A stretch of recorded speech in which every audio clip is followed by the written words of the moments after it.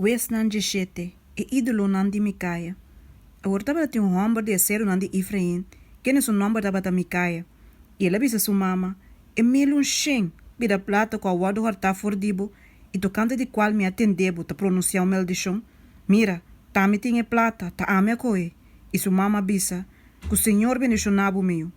E ora ela devolve sua mama e mil um shen da plata, e sua mama bisa, me dá dedicar completamente e plata for de minha mãe na Senhor, para me outra uma imagem gravar e uma imagem baixar. Pensei me dá devolver não. Assim na taco, ora ela devolver sua mama e plata, sua mama acoe 200 da plata e a duna essa que não platei. Quem de atra uma imagem gravar e uma imagem baixar não. E não tava de cas de Micaia. E a homem Micaia tava de cas para Deus não. E ela tra um eifot e terafina não. E a consagra de seu homem não para vir seu sacerdote. Dengue dia na não estava em reina Israel.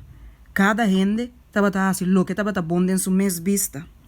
Agora estava um jovem for de Bethlehem na Juda, de família de Juda.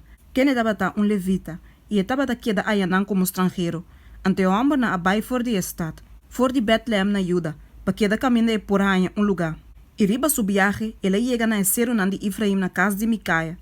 Assim na Micaia bise, for de onda bota bem, e ela bise, mita levita for de Bethlehem na Juda, e mita vai queda caminho minha lugar.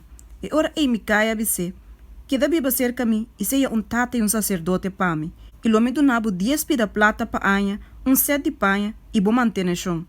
Assim a levita queda. E a levita vai de acordo para queda biba cerca e homem, e a jovem abira pé, maneira onde suyo homem não. Assim a Micaia a consagra a levita, e a jovem abira seu sacerdote, e a queda biba den e casa de Micaia. Anto Micaia bisa, agora me saco o Senhor lo prosperame, mirando como tinha levita como sacerdote.